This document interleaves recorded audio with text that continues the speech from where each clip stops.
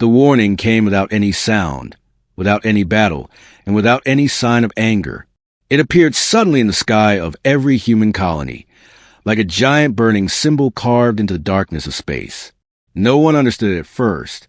People stood outside their homes, staring upward, their hearts beating fast. Soldiers gathered around communication screens. Scientists ran toward their labs with fear in their eyes. Across all screens in every station, one message repeated again and again: do not cross the red line. This is your final warning. The Galactic Council, an ancient group of powerful alien civilizations, had never spoken so directly to humans before. Their tone was not harsh, but something inside it felt strange, almost frightened. It was the first time humanity heard fear from species older than stars. Captain Aaron Reed watched the message from an observation deck on Helio Station, a human outpost floating near the border of known space. He was a calm man, strong, disciplined, with eyes that never missed details. But even he felt a heavy weight in his chest as the message repeated. Why a warning? Why now? Why so sudden? He had seen wars before. He had seen threats, invasions, betrayals, and cruel tactics. But this warning felt different. It was not like someone was trying to scare humans. It felt like someone was trying to protect them. The red line was a region of space far beyond human reach. Empty, silent, untouched.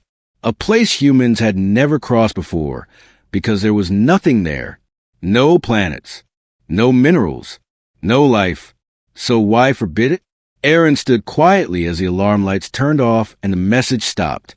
For a moment, it felt like the whole universe was holding its breath. Then his communication device beeped. Captain Reed, said a young officer named Mira, her voice shaking. We are receiving something else. What kind of message? Aaron asked. Not a message, sir. A ship. Aaron looked out the window. At first, he saw only deep space, calm and silent. Then something appeared, slowly drifting toward them. It was a ship, but not a human one. Its design was uneven, almost twisted, as if it had been broken and repaired many times. No lights, no signals, no engines running. A ghost ship. The entire station watched in silence as the strange vessel floated closer. Mira zoomed the camera on its hull, and every officer froze. Something was carved into the metal. Deep scratches shaped into words. You are not the enemy, but you are in danger. Aaron leaned forward, his eyes narrowing. The message was old. The scratches looked desperate, like someone carved them in fear. A feeling of cold dread passed through him. Identify the ship, he ordered. We can't, Mira replied. Its technology does not match any council member or any known alien race. Another mystery. The ghost ship suddenly rotated slowly, as if guided by an invisible hand, and a large tear on its side came into view. Through the torn metal, they could see inside, empty halls, burned walls, and dark stains. Whatever crew once lived here, they didn't survive. Then Mira gasped. Captain, look. Inside the broken ship, floating among shattered metal pieces, was a small recording device. Old, cracked, but still blinking faintly. Bring it aboard, Aaron ordered. Minutes later, the device sat on a table in the analysis room.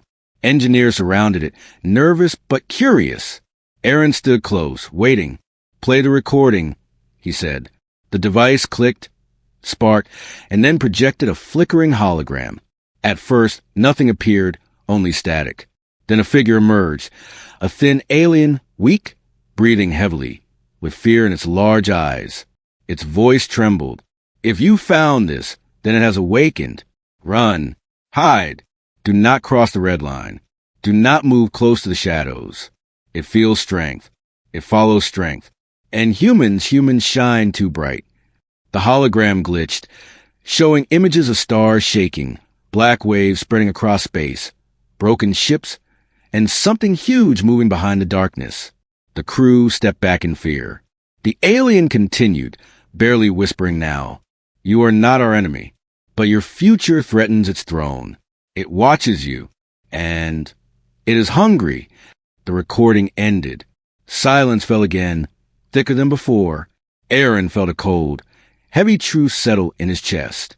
The warning from the council was not a threat. It was a desperate plea.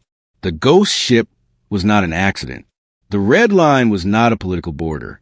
Something ancient lived beyond it. Something powerful. Something that feared humanity's rise. Something that destroyed civilizations before they ever reached their full strength. And now it was awake. Aaron exhaled slowly. "Prepare a report for Earth Command," he said, "and double our border patrol. No ships go near the red line." But deep inside, he knew the truth. This warning came too late. Something had already crossed the line, and the next move would shake galaxies. For the next 3 days, Helio Station did not sleep. Every scientist, every engineer, every soldier stayed awake, tried to understand the alien ship's warning. The ghost vessel floated outside like a silent witness, its broken hull reflecting the pale light of the nearby star. Inside the station, tension grew heavier with every passing hour. Captain Aaron Reed studied the data again and again. He placed every recording, every scan, every shadow image on the screen in front of him. Nothing made sense. There were no signs of weapons, no signs of the known enemy. Only one repeating pattern, a strange pulse coming from beyond the red line. This pulse was not natural. It felt like breathing. Helio Station sensors detected it only at night cycle, when the station powered down unnecessary systems. The pulse was faint, slow, but consistent, as if a giant heart was beating far away in the darkness of space. Mira, the officer who first spotted the ghost ship, walked into the observation deck, holding a small tablet. Her face looked pale. "Captain, we have a problem." Aaron turned. "What now?" 3 ships cross a red line. Aaron froze. "Whose ships?" "Exploration Team A-47, she said. "They were studying a nebula near the border. They didn't receive the Council's warning in time. Their route took them just half a light year over the line." Aaron felt a sharp twist in his stomach. He knew the red line was not a political boundary. It was a cage door, and 3 human ships had just pushed it open. "Try contacting them," he said quickly. "We already did." Mira swallowed hard. No response. All 3 ships went silent. Aaron rushed to the control room. Officers turned toward him immediately, waiting for instructions. "Show me their last recorded position." The screen zoomed in on a quiet region of space. Empty, black, peaceful. But when the sensors ran deeper, thin ripples appeared, like waves moving through invisible water. "What is that?" Aaron whispered. "We don't know, sir, but it's spreading fast." The scientists analyzed the ripples. They were not explosions, not gravitational shifts, not radiation. They were distortions, bending the empty space around them. "Captain," a technician said nervously, "it almost looks like something is pushing the fabric of space outward." Aaron stared at the monitor. Something was pushing. Something was moving. He remembered the alien's message. It follows strength, and humans shine too bright. Humans had crossed the line. Humans had awakened it again. Suddenly the entire station shook. Alarms screamed. Lights flickered. Officers grabbed onto chairs and railings. "Report," Aaron shouted. "A shockwave, sir, coming from the red line." "Shields up." The shockwave hit the station like a silent storm, but there was no physical force, only a strange feeling, like gravity twisting sideways. The lights dimmed. Screens scrambled, and for a moment, everyone felt a pressure inside their heads, as if something enormous was staring directly at them. Then it stopped. The station regained power. Officers gasped for air, shaking. "What was that?" Mira whispered. Aaron did not answer. Instead, he opened a live visual feed from the border. The red line, once invisible, now glowed faintly, like a red mist stretching across the stars. But the glow was not natural. It was moving. Slowly, the mist formed shapes, long tendrils stretching outward, searching. A thin, black crack opened inside the mist, like a doorway being pulled apart by invisible hands. Mira covered her mouth. "Captain, is that a portal?" "No," Aaron said quietly. "It's a cage breaking." As they watched in horror, the 3 missing exploration ships drifted back into view. At first, Aaron felt relief, but then the camera zoomed in. The ships were intact, but dead. No power, no lights, no movement. They floated like empty shells. Scan for life, Aaron ordered. The scanner took 5 seconds, then displayed a chilling message. No life signs detected. All energy sources drained. Drained. Aaron muttered. How can something drain energy from a ship? A scientist stepped forward, shaking. Captain, the energy wasn't drained. It was taken. How? We think the creature feeds on power, technology, light, heat, anything alive. A silence heavier than fear fell over the room. Humans had crossed the red line, and whatever lived behind it had tasted them.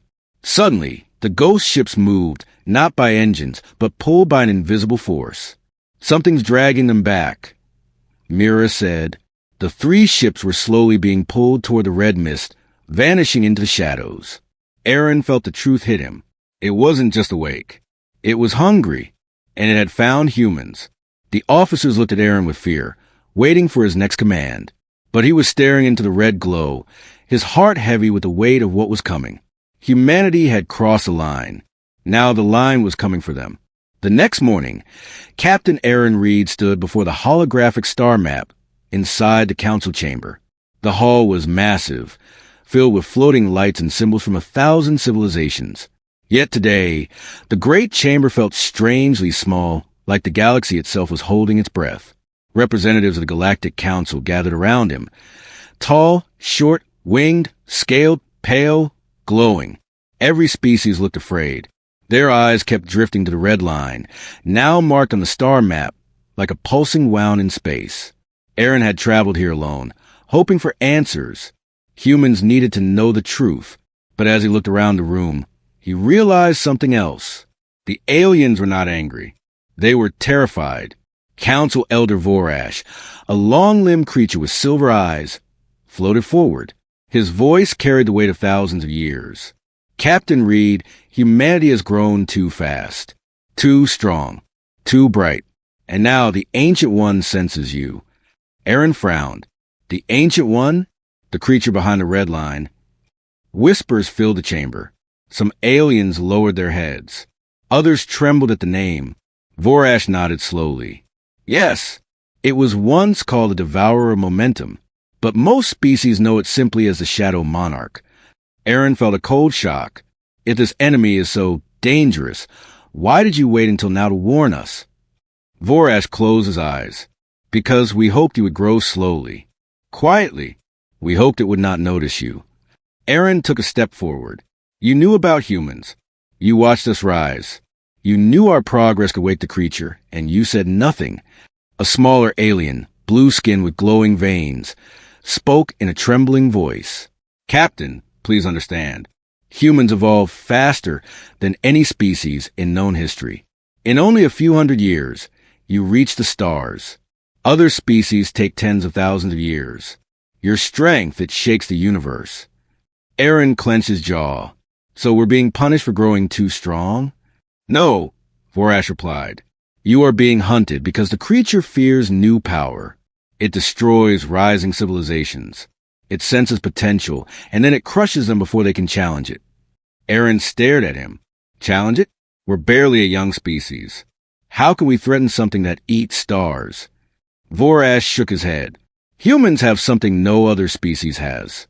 Something unpredictable. Something dangerous. Aaron waited. Vorash whispered. You adapt. You unite. You evolve under pressure. No other species does this. The chamber fell silent. Another council member, Elder Saul, stepped forward. Unlike the others, he didn't look afraid. He looked regretful. Captain Reed, thousands of years ago, another species rose quickly, just like humans. They reached the red line. They too built great ships, great weapons, great cities. They believed they were unstoppable. Aaron listened carefully. And then, he asked. Saul's voice trembled. And then the creature erased them. Not with war. Not with armies. It simply consumed their future. Their energy. Their growth. Their hope. Aaron felt a chill. What do you mean consumed their future? Vorash answered. It does not kill by force. It kills by hunger. It feeds on progress, on potential. It senses rising power the way predators sense heat. And humans burn brighter than any species we have ever known. Aaron realized something terrifying. The red line is not a border. It's a prison. Vorash nodded. Yes, a cage created by ancient civilizations long gone. They trapped the Shadow Monarch there. But the cage is weakening. Every new powerful civilization causes cracks. And we cause the biggest crack, Aaron said quietly. Yes, Vorash replied. Your explosion of knowledge, your rapid expansion, your technology. It called to the creature like a scream in the dark. Aaron took a long breath. You should have told us sooner. Saul lowered his head. We feared you would not listen. Humans are bold, curious. You push every limit. We worried you would try to explore the red line, or worse, try to fight it. Maybe we still will, Aaron said. The aliens murmured nervously. Vorash looked deeply into Aaron's eyes. This is not a normal enemy. You cannot defeat it with weapons. You cannot reason with it. You cannot hide from it. The more you resist, the faster it grows. Aaron thought about the exploration ships, lifeless, drained, dragged back into the mist. So, what do you expect humanity to do? He asked. Give up? Stop growing? Stop exploring? Vorash hesitated. We expect you to survive. And survival may mean hiding your strength, slowing your progress, becoming small again. Aaron stepped closer, anger rising in his chest. Humans don't become small, he said quietly. We rise. We learn. We fight. Always. Saul's voice softened. And that is what the creature fears most. Your spirit, your unity, your burst of hope. Aaron looked at the red line on the map, glowing, shifting, alive. So this is the truth, he said. You didn't warn us to protect us. You warned us because the creature fears us. Vorash answered with a heavy voice. Yes, the Shadow Monarch destroys civilizations that grow too strong. But with humans, it fears something deeper. It fears what you may become. Aaron looked around the chamber. The fear on every face told him one thing. Humanity was standing on the edge of something massive, something that could destroy worlds or change the galaxy forever. And now, the creature behind the red line had awakened, and it was watching humanity closely. Captain Aaron Reed returned to Helio Station with a heavy heart and a mind full of dangerous truths. The Galactic Council had revealed more fear than answers, but one thing was certain. The universe had survived the Shadow Monarch once. It may not survive it again. When he stepped back into the command deck, the atmosphere had changed. Officers didn't speak loudly anymore. Their movements were slow, nervous, watching every scanner like they expected the darkness to reach out and grab them. Mira hurried toward him, clutching a datapad tightly. Captain, something strange happened while you were gone. Aaron braced himself. What now? She pointed to the main window. Look at Star 14b. Aaron approached the glass. Star 14b was a bright yellow star that had shined over human space for centuries. It was stable, warm, harmless. But now it wasn't shining. It wasn't exploding. It wasn't fading. It was simply gone. A perfect black circle hung in space where the star once lived. No debris, no dust, no fading light, just absence. Aaron's breath caught. Stars do not just disappear. Mira nodded, voice trembling. Sir, the same pattern happened in 2 other systems. 3 stars gone in the past 6 hours. Aaron turned to the science officer. Explain this. But the scientist only shook his head. We cannot, Captain. The energy around the missing stars is not normal. It's like the space around them has been eaten. The word hit the room like a physical blow. Eaten. That was not natural. That was not random. That was hunger. Aaron stepped back, the memory of the Council's warning echoing in his mind. It destroys progress. It consumes growth. It feeds on rising power. But why stars? Why now? Mira pulled up a holographic map. The missing stars formed a line, a direct path stretching from deep behind the red line straight toward human territory. Like something clearing its way, like something moving forward. Sir, Mira whispered, this looks like a trail. Aaron didn't want to believe it, but there was no denying the pattern. The creature was approaching. Suddenly, a long, thin shadow flickered across the star map. Not a ship, not a signal. Something vast, something without shape, just a ripple of darkness moving extremely fast. "Captain!" the sensor officer shouted. "We detected a gravitational spike. Something big just passed through Sector 38. "How big?" Aaron asked sharply. The officer swallowed. "Big enough to bend the light of 3 suns." Aaron felt a cold weight settle in his stomach. This was not a creature that flew like a ship. It moved like a storm. A cosmic storm that wanted energy, light, and life. But the worst moment came when the station lights flickered. Not from a system failure, but as if something outside passed too close. The entire station shook. The alarms blared. "Impact!" Aaron shouted. "No impact, sir," the engineer replied. But a massive shadow just swept past us at impossible speed. Aaron stared at the window. He didn't see anything, but he felt something, an invisible pressure, like a cold hand pressed against his chest. Myra's voice cracked. "Sir, the creature is not attacking. It's searching." "For what?" someone asked. Aaron already knew. "For us," he whispered. The Shadow Monarch did not attack planets first. It removed stars, destroyed energy sources, drained technology, cut off hope. It softens worlds until they are weak, then swallows them whole. And the Council had watched the same pattern millions of years ago. Aaron turned back to the team. "We must warn Earth and every colony. Evacuation plans, shield protocols, everything. Now!" But before orders could spread, another signal flashed on the screen. "Sir, incoming distress call from Vera 9 Colony." "Put it on," Aaron ordered. The screen filled with chaos. The colony sky was dark. Daytime turned to night. Buildings flickered with dying lights. People ran for shelter, screaming. The ground vibrated like an earthquake. And above the colony, stretching across the sky, was something like a curtain of black threads, moving, twisting, searching. Then the signal cut. Mira stared in horror. It's already reached populated worlds.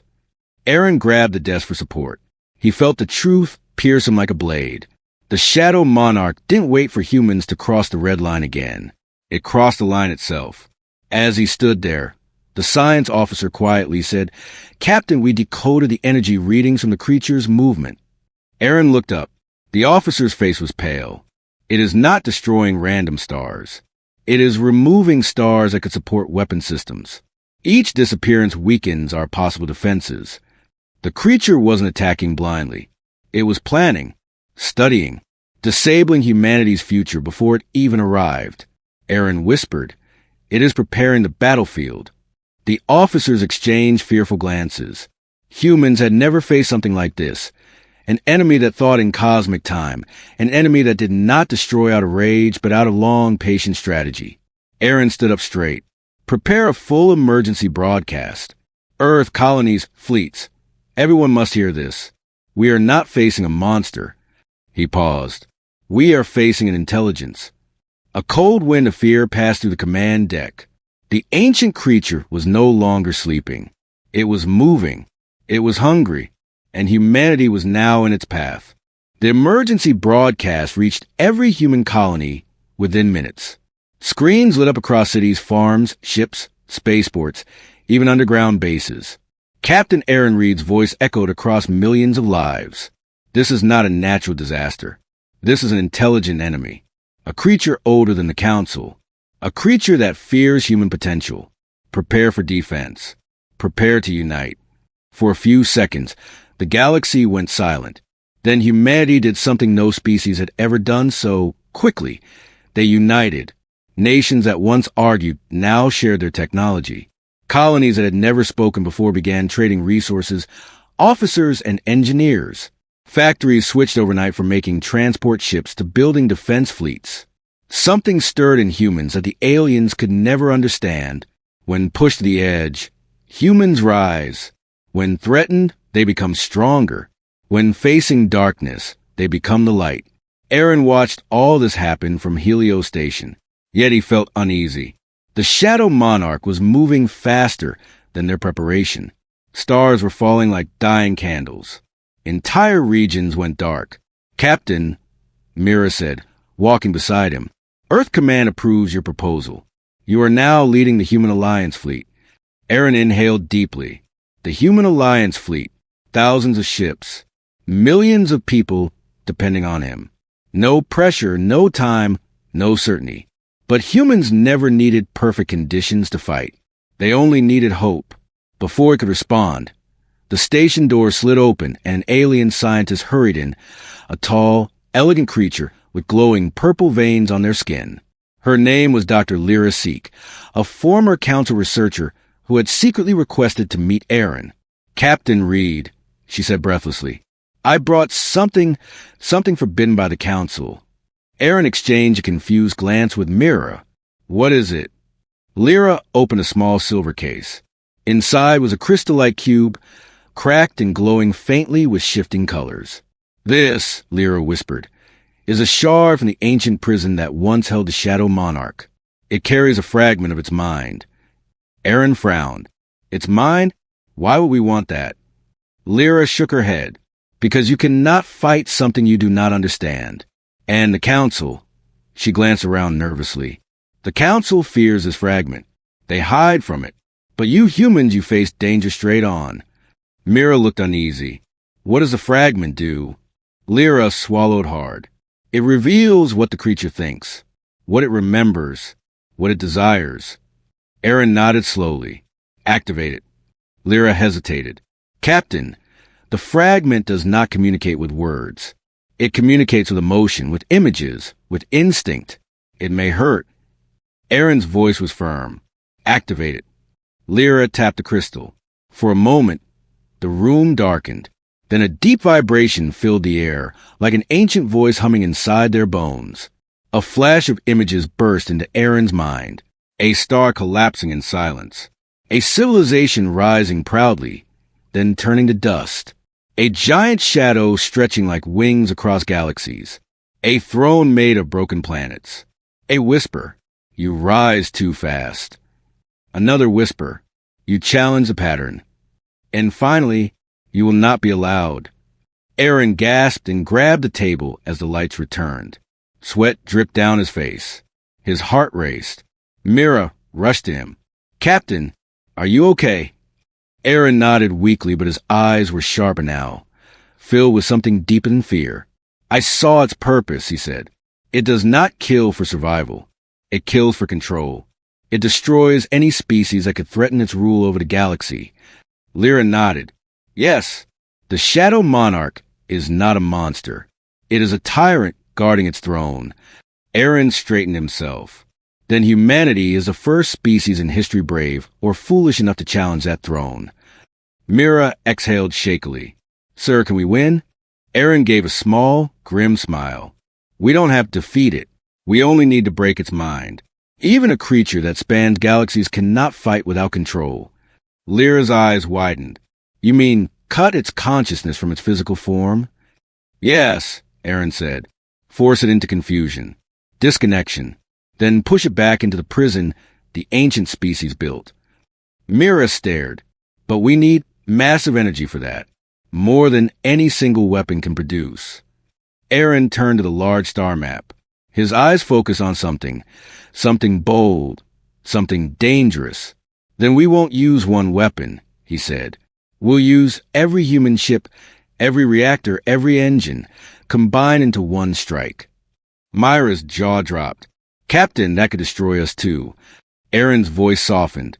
"Better to risk our lives fighting than wait to be consumed." Suddenly, a transmission alert beeped. The screen lit up. An alien fleet appeared. Ships carrying the flags of 3 species who had broken from the council. The Vexri, the Lumar, and the Thaler. Their leader spoke. "Captain Reed, we witness humanity preparing to stand against the darkness. Your courage opened our eyes. We will join your fight." Aaron felt a spark of hope rise inside him. Humanity stood alone at first, but now they were no longer alone. The galaxy had chosen its side. The side of hope, the side of defiance, the side of humans. The Human Alliance fleet hung in silent formation above Helios Station, stretching across the darkness like a steel shield protecting the galaxy. Thousands of ships, human Vexry, Lumar, Thaler, waited for Captain Aaron Reed's signal. Some were small fighters. Some were giant carriers. Some were alien vessels shaped like wings, spirals, or living creatures. But all of them were united by one purpose: to stop the Shadow Monarch from consuming the future. The war that should never have happened was now unavoidable. Aaron stood on the command deck of the flagship Valorian. Mira stood beside him, checking every system twice. Dr. Lyra Seek monitored the ancient crystal fragment, which pulsed faintly with dark colors, reacting to the creature's movements. A quiet tension filled the room, like everyone knew the universe was about to change forever. "Report," Aaron said. Mira exhaled slowly. The Shadow Monarch destroyed 2 more star systems in the last hour. It's moving towards Sector 0, the heart of human space. Lyra's glowing veins dimmed with fear.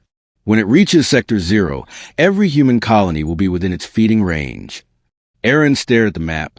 Sector 0, Earth, Luna, Mars, all the beating hearts of human civilization.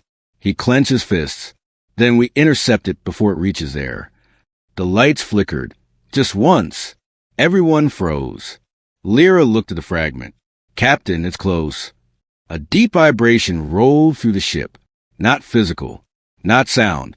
Something deeper, like gravity bending. Like reality itself shivering. Mira whispered, "Sir, is it here?" Aaron stepped closer to the window. And then he saw it. Not a creature. Not a ship. A void, spreading across the stars like a living storm. A wall of black tendrils stretched across space, pulsing and twisting. Behind them, stars dimmed. Light bent. Darkness crawled like a slow, hungry wave. The Shadow Monarch had arrived. Officers gasped. Some stepped back. Others simply stared, unable to process the scale of what they were seeing. It was not a monster.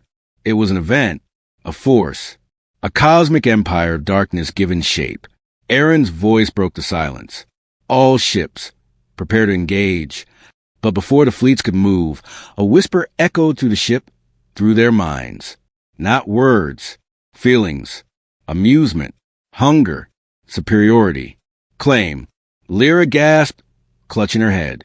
"It's speaking. It senses us. It..." The ship shook violently as a wave of dark energy washed over them. Shields at 64%. Mira shouted, "Hold formation." Aaron ordered. The Vexry fleet opened fire, thousands of glowing plasma shells streaking through space. The blasts vanished before reaching the darkness. Eden, absorbed. The Lumar ships tried next, launching gravitational spears, deadly to normal enemies. The spears broke apart like dust. Alien commanders panicked. It's absorbing energy. It's adapting to attacks. We're not hurting it at all. Aaron stayed calm, though his heart raced. "Then we use strategy, not fire," he said. "Activate the quantum diffuser." Engineers rushed to obey. Thousands of human ships connected their reactors, forming a giant energy network. The first stage of Aaron's plan to separate the creature's mind from its body. The Shadow Monarch sensed it. A chilling, heavy pressure filled the ship. Lyra's voice trembled. "It knows what we're doing." The darkness pulsed and then struck. A shockwave tore through space like a silent scream. Ships spun out of formation. Alien vessels shattered like glass. Entire fleets were thrown backward, braced for impact. Mira shouted. The shockwave hit. The Valorian shook violently. Consoles sparked. Officers fell. Shields failing. Hull damage on all decks. Gravity is unstable. Aaron held on to the railing as alerts flooded the room. But something important happened at that exact moment. Humans did not break. Every ship stabilized. Every pilot returned to formation. Every engineer repaired damage while shaking and crying. Because humans had something the creature had never seen before. Resilience. Defiance. Unity under fear. Aaron activated the communicator. His voice echoed across every vessel. Listen to me. This creature wants to erase our future. But today, right now, we choose a different path. He raised his voice. We will not stop. We will not bow. We will not back down. Not today. Not ever. A roar of confirmations echoed from human and alien ships alike. Mira smiled through tears. They're ready, sir. Aaron turned to Lyra. Is the charge stable? She nodded nervously. Once we fire, it will send a pulse that disrupts the creature's mind, but we'll only get one shot. Aaron stared at the massive darkness ahead. One shot is enough. The creature pulsed again. The stars behind it vanished, as if swallowed. Lyra whispered, It's prepare and consume this entire region. Aaron lifted his hand. Begin the final charge. The reactors of thousands of ships glowed. Energy flowed across the fleet like rivers of light. The space around them vibrated. The Shadow Monarch shifted, aware, angry, hungry. This war should never have happened, but humanity had chosen to stand, to fight, to protect every life in the galaxy. And now, the final battle was about to begin. The Human Alliance fleet glowed like a rising sun in the darkness. Thousands of ships connected through a single energy stream, forming a giant web of power. Every reactor hummed, every engine surged, every heart trembled, and ahead of them, the Shadow Monarch spread across the stars like a living night, hungry and enormous. Captain Aaron Reed stood at the center of the Valorian's command deck, eyes fixed on impossible darkness, moving toward them. Mira, he said quietly, status? Quantum diffuser at 97% charge, she replied. We're almost ready. Dr. Lyra Seek watched the ancient crystal fragment pulsing with dark colors. Captain, it knows what we're doing. It's trying to shield its mind. Aaron nodded. Then we break the shield. He looked out at the fleets. Humans, Vexery, Lumar, Thaler, all standing together for the first time in history. The moment the creature arrived, reality shook. Stars dimmed. Space twisted. A deep hum filled the fleet, like a massive heartbeat. Then a whisper cut through the silence, echoing inside every mind. Fall. The Shadow Monarch sent another shockwave. It smashed into the fleets. Hundreds of smaller fighters spiraled. Entire wings drifted out of formation. Ships cracked. Energy conduits overloaded. But something unexpected happened. The unified fleets corrected their positions. Humans stabilized their ships. Vexery craft reformed their wings. Thaler cruisers anchored the formation. They refused to fall. The Shadow Monarch pulsed again, this time with anger. Mira shouted, Captain, the creature is intensifying its attack. Aaron raised his voice over chaos. Hold your positions. Do not break the link. Every pilot gritted their teeth. Every engineer forced dying systems to hold. Every soldier refused to surrender. This was not just a fight for survival. It was a fight for the right to exist. Lyra leaned forward, panic in her voice. Captain, the creature is expanding its shadow field. It's trying to swallow the entire fleet. Aaron slammed his fist on the console. Fire the disruptor, now! The galaxy held its breath. The quantum diffuser unleashed a blinding wave of light, white, blue, gold, energy that cut through darkness like a blade through cloth. It hit the creature's mind lattice, the invisible network that tied its consciousness to its vast shadow body. The impact was catastrophic. The creature's scream shook space itself, silent yet deafening, like a crushing pressure inside every skull. The stars flickered. The dark tendrils twisted violently. Mira clutched her head, Surge trying to resist. Aaron steadied himself, increased the charge. The energy stream thickened as every ship pushed beyond safe limits. Reactors overheated. Engines cracked. Hulls shook violently. Some ships exploded. Others drifted powerless. But the rest held the line. Lyra suddenly gasped, eyes wide. Captain, it's working. The creature's mind is splitting. Images flooded every mind. Galaxies folding. Ancient civilizations screaming. A throne of shattered worlds. The creature feeding on rising hope. A history built on fear. Then the connection broke. The Shadow Monarch's consciousness tore in half. separated from its physical form for the first time in millions of years. A violent shockwave erupted. Half the fleet lost power instantly. Several vessels went dark. The Valorian shook so hard Aaron thought it might rip apart. "Brace!" Mira shouted. The shockwave pushed them backward thousands of kilometers. The stars blurred. Panels exploded. Lights died. Then silence. A deep, vast silence. When the lights returned, the creature's shadow no longer moved as one. It flickered, confused, broken. Lyra whispered, stunned, "We did it!" We shattered its mind. But Aaron wasn't relieved. He stared at the swirling, collapsing shadow. "Now push it back into the prison," he said firmly, "before it reforms." The remaining ships recharged whatever power they had left. A final coordinated blast struck the weakened creature. The ancient prison, the red line, glowed again, its boundaries reactivating for the first time in ages. The Shadow Monarch resisted weakly, but it had no intelligence left to strategize. Slowly, piece by piece, like smoke being sucked into a collapsing star, the creature was pulled back into the prison, until finally, the red glow snapped shut. The cage held, the darkness vanished, and the stars shined again. The war was over. The galaxy was quiet. Aaron looked around the damaged bridge. Officers sat on the floor, exhausted, crying, laughing, hugging. Mira wiped her eyes. "We survived." Lyra gave a shaky smile. Humanity did the impossible again. Aaron exhaled slowly. The war had taken entire fleets, countless lives, and even now the cost was heavy. But they had done what no species before them ever could. They defeated fear itself. Later, when the galaxy rebuilt, stories spread across thousands of worlds. Stories of humans who stood against a cosmic tyrant. Stories of species who united under one banner. Stories of a captain who refused to bow to darkness. Children in alien schools whispered proudly. Their last warning was clear, but the aftermath created heroes. On Helios Station, Aaron looked out at the stars, no longer flickering with fear, but shining with new hope. Humanity had not only survived, they earned their place among the stars.